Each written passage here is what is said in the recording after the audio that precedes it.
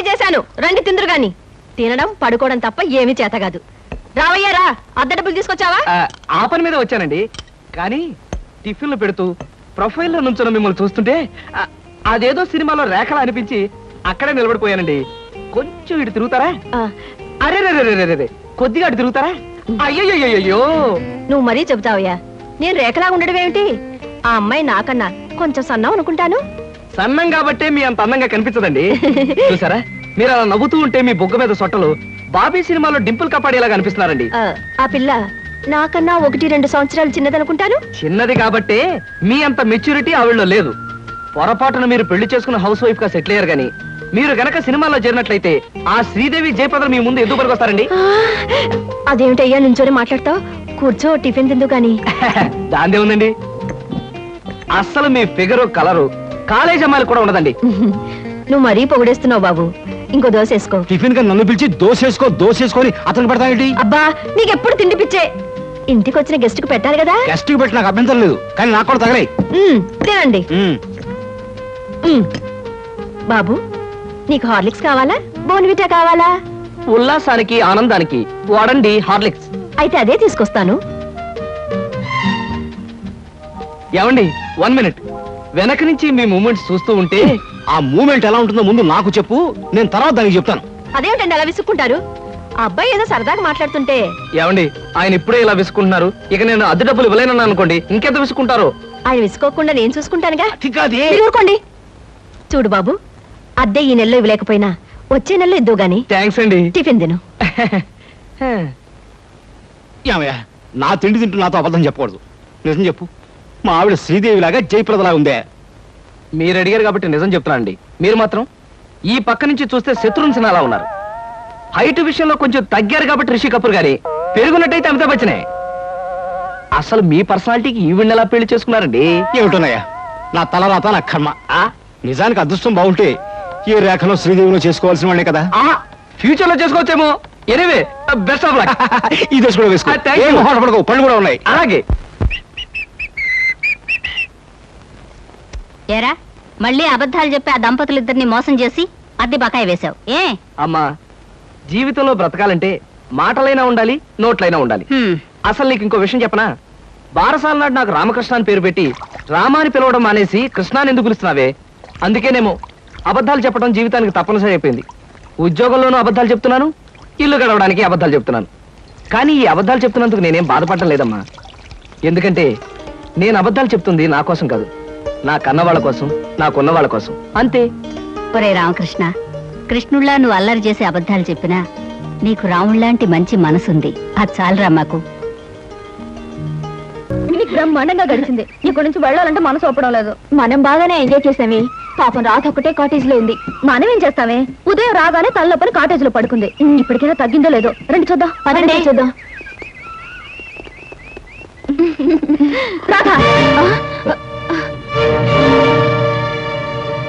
Okay కదా, నేను మళ్ళీ కలుస్తాను. బాయ్. ఏమిటి రాధా ఇది? నీకు తల్లప్పని చెప్పి మాతో రాకుండా ఉన్నది తను బాయ్ ఫ్రెండ్ తో గడపడానికి అనుకుంటాను. ఏ రాధా, అంటే తల్లప్పని చెప్పేది అబద్ధం అన్నమాట? సారీ సీత, ఏదో తను కూడా ఇక్కడికి వచ్చాడు. అతనితో గడపడానికి చిన్న అబద్ధం చెప్పి. షటప్. చిన్న అబద్ధం పెద్ద అబద్ధం అని చెప్పి సమర్థించుకోవాలని చూస్తున్నావా? సీత, మీ అందరికీ తెలుసు అబద్ధం చెప్పే మనిషి నేను హేట్ చేస్తానని. ఫోన్లేవే, కారణం అర్థమైంది కదా. కారణం ఏదైనా కావచ్చు, పరిస్థితులు ఏమైనా రావచ్చు. అబద్ధం చెప్పే మనిషిని నేను క్షమించలేను. అలాంటి వాళ్ళతో స్నేహమే కాదు, ఎలాంటి బంధాన్ని భరించలేను.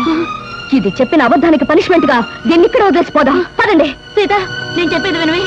ఏమిటి, రేపటికి వీసా దొరకడం కష్టం అవుతుందా? అదేమిటయ్యా, ఎల్లుండి నేను జపాన్ బయలుదేరి వెళ్ళాలి. All right. ఏమిటి సార్, ఏమైనా ప్రాబ్లమా? అదేనయ్యా, కొత్తగా మనం స్టార్ట్ చేయబోయే ఫ్యాక్టరీ మెషినరీ విషయంలో ఎల్లుండికి నేను జపాన్ ట్రిప్ పెట్టుకున్నాను. రేపటికల్లా వీసా దొరకడం కష్టమని ఆ ట్రావెలింగ్ ఏజెంట్ ఒకటే గొడవ. ఏం చేయాలో అర్థం కావట్లేదు. ఆ మాత్రం దానికి అలా వర్రీ అయిపోతారు ఎందుకు సార్? 5 నిమిషాల్లో మీ వీసా సంగతి నేను తేల్చేస్తానుగా. Please follow this file. Okay.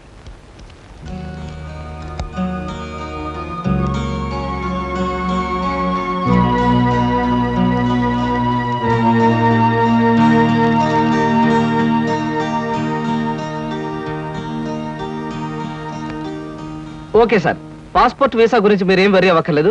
Everything is arranged. My God, ఈ కాసేపట్లో ఈ సమస్యను ఎలా పరిష్కరించావయ్యా? ఏముంది సార్, టూరిజం మినిస్టర్ గారి మేనల్లుడు ఎప్పటి నుంచో మన కంపెనీ ఏజెన్సీ అడుగుతున్నాడు. ఈ విషయం చెప్పి కొంచెం దువ్వాను, పని అయిపోయింది. కృష్ణ, నీలాంటి వాడు ఒక్కడుంటే చాలయ్యా. కోట్లు పెట్టుబడి పెట్టిన వ్యాపారమైనా కళ్ళు ముసుగు చేయొచ్చు. బైదిపై ఈ ట్రిప్ ముగించుకొచ్చేసరికి నాకు 4 రోజులు పడుతుంది. ఈ లోపుగా బిజినెస్ వ్యవహారాలు, ఆఫీస్ వ్యవహారాలు నువ్వే చూసుకో. చెక్కుల మీద సంతకాలు పెట్టాను. ఆఫీస్ ఖర్చులకు ఎంత కావాలో అంత డ్రా చేసుకో. అలాగే sir. Wish you happy and successful trip. Thank you very much.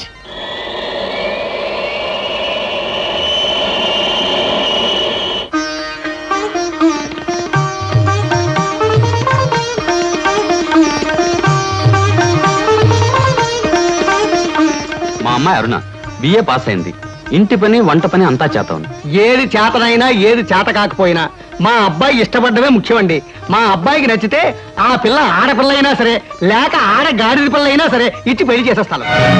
అబ్బాయి ప్రశ్నలే. మీకు పాటలు ఏమైనా వచ్చా? వచ్చండి. డాన్స్? రాదండి. రసగుల్లా చేయడం వచ్చా? అవంటే నాకు మహా ఇష్టం అండి, అందుకనే అడుగుతున్నాడు. సరిగ్గా చేయటం రాదండి, నేర్చుకుంటాను. చూడండి పెళ్ళికొడుకు గారు, మా స్నేహితురాల్ని మీరు ప్రశ్నలు అడిగారు, మరి దాని తరపున నేను మిమ్మల్ని కొన్ని ప్రశ్నలు అడగొచ్చా? మధ్యలో ఈ పిల్ల ఎవరు ప్రశ్నలు అడగడానికి? నేనెవరైతే ఏమిటండి? మీ అబ్బాయి ప్రశ్నలు అడగడంలో తప్పు లేనప్పుడు అమ్మాయి తరపున నేను అడగడంలో తప్పేమిటి? అడగనే నాన్న, నాకేమన్నా భయమా? అవునవును, మనకేం భయం, అడుగు. మా అరుణకి పాట డాన్స్ వచ్చా అని అడిగారు.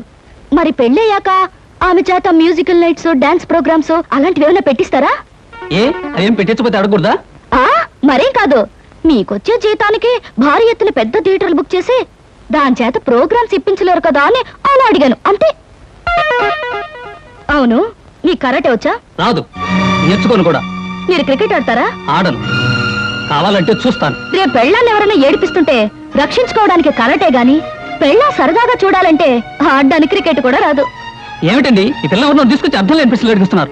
ఇవి అర్థం లేని ప్రశ్నలు కావు, మీరు అర్థం చేసుకోలేని ప్రశ్నలు. పశువులు సంతలోకి వచ్చినట్టు పెళ్లి చూపుల పేరుతో పెళ్లి కూతురు ఇంటికొచ్చి తలా తోకాలేని ప్రశ్నలు వేసి ఆ పిల్లలు బాధ పెట్టి ఆ తర్వాత తీర్పిచ్చే జడ్జి గారులాగా మీరు జడ్జిమెంట్ ఇవ్వడం సాంప్రదాయం కావచ్చేమో గాని సంస్కారం మాత్రం కాదు. అమ్మా సీత, నువ్వు ఊరుకోమ్మా. ఎందుకు ఊరుకోవాలి బాబాయ్ గారు? మన అమ్మాయి ఎలాంటిదని వాళ్ళు తెలుసుకోవడానికి ప్రయత్నించినప్పుడు వాళ్ళ అబ్బాయి ఎలాంటి వాడో తెలుసుకోవడానికి మనం ఎందుకు ప్రయత్నించకూడదు? అమ్మమ్మమ్మమ్మమ్మ, నీలాంటి పిల్ల ఈ పిల్లకి స్నేహితురాలంటే ఈ అల్లుడు కూడా ఆటం బాంబు అన్నమాట. ఈ పిల్లను పెళ్లి చేసుకున్న మరుక్షణం నా కొడుకు మతిస్థిమతు లేకుండా రోడ్ నెంబర్ తిరగాలి, వాడి వెంట నేను తిరగాలి. చూడండి పెద్దవారు, మీకు ప్రత్యేకంగా చెప్పక్కర్లేదనుకుంటాను. ఆడదంటే అమ్మకానుకున్న ఆట వస్తువు అనుకోకండి. వచ్చి చూసి పరీక్షించి పరిశీలించి మీ ఇష్టాలు చెబితే తలదించుకోవడానికి ఈ కాలపు ఏ ఆడపిల్ల సిద్ధంగా ఉండదని గుర్తుంచుకోండి. నువ్వెన్నైనా చెప్పు సీత, పెళ్లి చూపులకు వచ్చిన అబ్బాయిని అలా ప్రశ్నలు వేయటం పొరపాటు అనిపిస్తోంది. తన లైఫ్ పార్ట్నర్ గురించి మగాడు ప్రశ్నలు వేసినప్పుడు ఆడది మాత్రం ప్రశ్నలు ఎందుకు వేయకూడదు? ఆడపిల్లల వైపు నుంచి ప్రశ్నలు వేయడం మొదలు పెడితే అబ్బాయిలు పారిపోతారే పెళ్లి చేసుకోకుండాను. సరే, పెళ్ళన్నది ఆడదానికి ఎంత అవసరమో మగవాడికి అంత అవసరమే. కనుక ఎవరు ఎంతకాలం అని పెళ్లి చేసుకోకుండా పారిపోతారో? దాని పెళ్లి చూపులప్పుడు నువ్వు అలా మాట్లాడావు, రేపు నీ పెళ్లి చూపులప్పుడు ఏం చేస్తావే? ఆడది మగాడు ముందు బలి కోసం ముస్తాబైన గొర్రె పిల్లల తల ఉంచుకుని కూర్చోవడం ఇవన్నీ నా విషయంలో కుదరదు. మరి నీ పెళ్లిలా చేసుకుంటావే? అదే సస్పెన్స్. నేనెలా పెళ్లి చేసుకుంటాననేది త్వరలోనే మీకు తెలుస్తుంది. డబ్బరు ఎక్కడేమిటి చూసారా? ఎవరో అమ్మాయి మొగుడు కావాలి అని పేపర్లో వేసిందిరా. ఆవేశపడకండి, పేపర్ చెడిపోతుంది. వాడు చదువుతానంటున్నారుగా, ప్రేమసాడ చదువు. మొగుడు కావాలను అనేక లక్షల ఆస్తికి వారసురాలు, కోటేశ్వర ఏకైక కుమార్తెనై అందం చదువును నాకు మొగుడు కావాలి. అన్నింటిలోనూ నాకంటే ఎక్కువ అర్హతలు గల వ్యక్తి నేను ఎన్నుకోదలిచాను. చదువు, అంతస్తు, ఆస్తి, అందం, పేరు ప్రతిష్టలు కలిగిన ఉత్సాహవంతులైన యువకులు నేను చేసే ఇంటర్వ్యూకి హాజరు కావచ్చు. ఇంటర్వ్యూ జరిగే స్థలం తాజ్ హోటల్, రూమ్ నెంబర్ 321, సమయం శుక్రవారం సాయంత్రం 5-7 గంటల మధ్య. పైన పేర్కొన్న అర్హతలు కలిగిన ఎవరైనా హాజరు కావచ్చు. ఇట్లా సీత ఎంఏ. సీతో పీతో ఈ పిల్ల చాలా పెద్ద కెనెట్లో ఉంది గురు. అది ఇచ్చిన అడ్వర్టైజ్మెంట్ చూస్తుంటే ఆ నేపాల మహారాజు కొడుకొచ్చినా సెలెక్ట్ చేసుకోదనిపిస్తుంది. మనబోటి వాళ్ళు ఎవరూ లాభం లేదురా. ఆ అమ్మాయికి నచ్చాలంటే ఏ అమెరికా ప్రెసిడెంటో ఇంగ్లాండ్ ప్రైమ్ మినిస్టర్ అయి ఉండాలి. Non sense. దీని చేత సెలెక్ట్ కాబడ్డానికి ఎక్కడి నుంచో రావాలా? మనం వెళ్ళినా చాలు సెలెక్ట్ కావచ్చు. కబుర్లు చెప్పడం కాదు గురు, దమ్ములుంటే వెళ్ళి ఆమె చేత సెలెక్ట్ అనిపించుకో, నీకే తెలుస్తుంది. దమ్ముగిటే చాలదురా, సొమ్ములు కూడా ఉండాలి ఇలాంటివన్నీ పడగొట్టడానికి. అలాంటివి ఏమీ అక్కర్లేదు, పర్సనాలిటీ మాట ఉంటే చాలు. ఇలాంటి వాటిని ఈజీగా పడగొట్టచ్చు. అంత తేలిగ్గా చెబుతున్నావు. ఆ ఇంటర్వ్యూకి వెళ్ళి సెలెక్ట్ అయ్యరా చూద్దాం. Okay, 1000 rupees bet. నేను వెళ్ళి ఈ అమ్మాయి ఇంటర్వ్యూలో సెలెక్ట్ అయ్యి వస్తాను. Okay, 1000 rupees bet. One condition. ఏమిటది? నేను పందెం కోసమే వెళుతున్నాను తప్ప ఆ పిల్లని పెళ్లి చేసుకోవడానికి మాత్రం కాదు. కనుక ఈ పిల్ల నన్ను సెలెక్ట్ చేసుకున్నట్టుగా ప్రూవ్ చేసుకుని ఆ తర్వాత నీలాంటి దాన్ని పెళ్లి చేసుకోవడం నాకు ఇష్టం లేదని దాని మొహం మీద చెప్పేసి వస్తాను. Done. Next. May I come in? yes come in. Hello. Hello, take you seat. Thank you. ఏమిటి ఇలా వచ్చారు? ఇంటర్వ్యూలో ఏదో గొప్ప క్వశ్చన్ ఉంటాయి అనుకున్నానే, మొట్టమొదటే వేశారు డెత్ క్వశ్చన్. డెత్ క్వశ్చనా? అంటే చచ్చు ప్రశ్న. బాంబేలో బాంద్రాలో బ్యూటీ క్వీన్ రెస్టారెంట్ లో కూర్చుని బ్రేక్ఫాస్ట్ తింటూ పేపర్ తిరిగేశాను. అందులో మీ ఇంటర్వ్యూ అడ్వర్టైజ్మెంట్ చూసి ఇంట్రెస్టింగ్ అనిపించి కలెక్టర్ ప్రోగ్రామ్ క్యాన్సిల్ చేసుకుని ఇక్కడికి వచ్చాను. ఇక్కడికి వచ్చిన వ్యక్తిని ఇంటర్వ్యూకే వచ్చాను తెలుసుకోకుండా ఎందుకు వచ్చారని అడగటం డెఫినెట్ గా డెత్ క్వశ్చనే. Am I correct? Ya you are correct. I'm sorry. మీరేం చేస్తుంటారు? ఏం చేస్తుంటారు అనే కంటే ఏం చేయగలరు అని అడగండి. ఎందుకంటే నేను చేయలేదంటూ ఏమీ లేదు. స్టేట్స్ లో టెక్స్టైల్ బిజినెస్, జపాన్ లో ఎలక్ట్రానిక్ బిజినెస్, స్విస్ బ్యాంక్ లో మనీ ట్రాన్సాక్షన్, ఇంగ్లాండ్ లో ఎక్స్పోర్ట్ బిజినెస్. ఐఎమ్ సారీ, నా క్వాలిఫికేషన్స్ అన్ని చెప్పాలంటే ఒక ఫుల్ డే పడుతుంది. By the by, my name is Krishna. Glad to meet you. అన్నట్టు నేను అడ్వర్టైజ్మెంట్ ఇచ్చిన పేపర్లోనే మరొక 6 పెళ్లిళ్ళ అడ్వర్టైజ్మెంట్స్ వచ్చినాయి. అక్కడికి వెళ్లకుండా ఇక్కడికే ఎందుకు వచ్చారు? ఇది ఒక ఫూలిష్ క్వశ్చన్. దట్ మీన్స్ చవట ప్రశ్న. మిగతా అడ్వర్టైజ్మెంట్స్ అన్ని వాళ్ళ పేరెంట్స్ ఇచ్చారు, ఇదొక్కటే ఇండివిజువల్ గా ఇచ్చారు. అందుకే తమాషాగా థ్రిల్లింగ్ గా ఉండి ఫ్లైట్ ఇటు పక్కకు మళ్ళించారు. ఆహా, మీకు ఏ భాషలు వచ్చా? నాకు చాలా వచ్చు అనుకోండి. ఇంతకీ మీకేం వచ్చో చెప్పండి. తెలుగు, ఇంగ్లీష్, కాస్త హిందీ. That's all? అంతేనా? నాకు ఫ్రెంచ్ వచ్చు.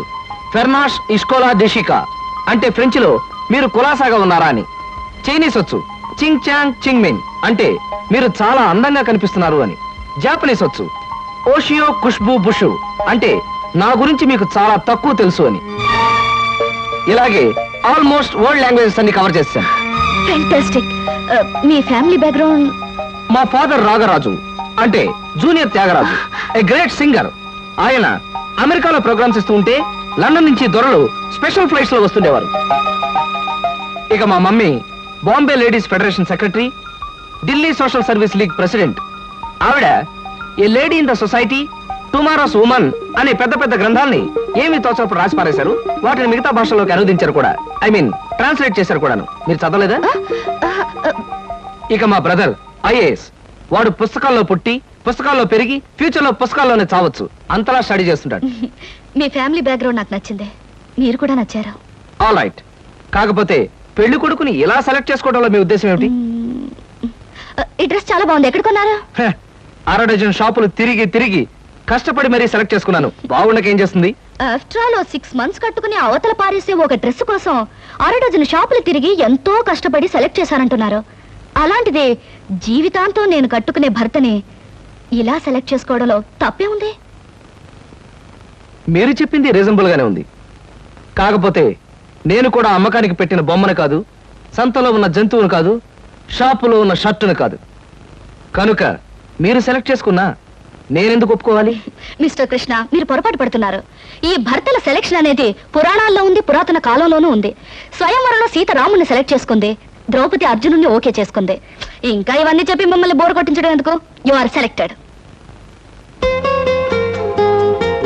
ఆ పిల్ల నన్ను సెలెక్ట్ చేసుకున్నట్టుగా ప్రూవ్ చేసుకుని ఆ తర్వాత నీలాంటి దాన్ని పెళ్లి చేసుకోవడం నాకు ఇష్టం లేదని దాని మొహం మీదే చెప్పేసి వస్తాను. Thank you Sita. నిజంగా నిజాయితీగా మీరు నన్ను ఇష్టపడితే I like you. I love you. నిజంగా ఈ ఇంటర్వ్యూలో మనం ఒకరి గురించి ఒకరు పూర్తిగా తెలుసుకోలేదేమో అనిపిస్తుంది. మళ్ళీ మళ్ళీ మనం కలుసుకోవాలి, ఒకరిని గురించి ఒకరు తెలుసుకోవాలి. షూర్. రేపు నైట్ ఫ్లైట్ కి నేను ప్యారిస్ వెళ్ళాలి గనక రేపు ఈవినింగ్ నెహ్రూ పార్క్ లో మనం కలుసుకుందాం. ఓకే? ఓకే. బాయ్. బాయ్.